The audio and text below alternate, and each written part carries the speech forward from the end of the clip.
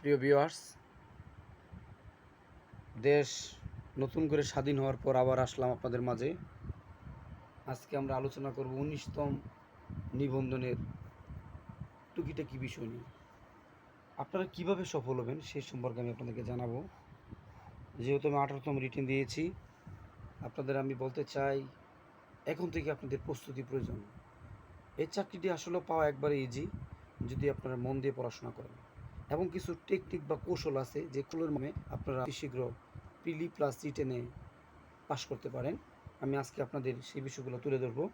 ১ number, আপনাকে প্রতি মাসের যে কারেন্ট অ্যাফেয়ার্স সেই বিষয় নিয়ে আপনাকে প্রতিদিন পড়াশোনা করতে হবে, সেই বিষয়টা পড়তে হবে। এটা প্রতি মাসে কারেন্ট অ্যাফেয়ার্স লাইব্রেরিতে গেলে পাবেন।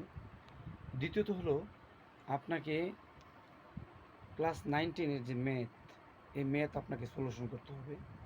প্রতিদিন আপনাকে ১ ঘন্টা মিনিমাম ম্যাথ সলিউশন করতে হবে। এবং বাংলার জন্য আপনাকে যে বইটার কথা বলবো, 9-10-এর যে বাংলা ব্যাকরণ বই 2020-21 সংস্করণ যেটা হয়েছিল, সেই বইটা আপনারা পড়বেন।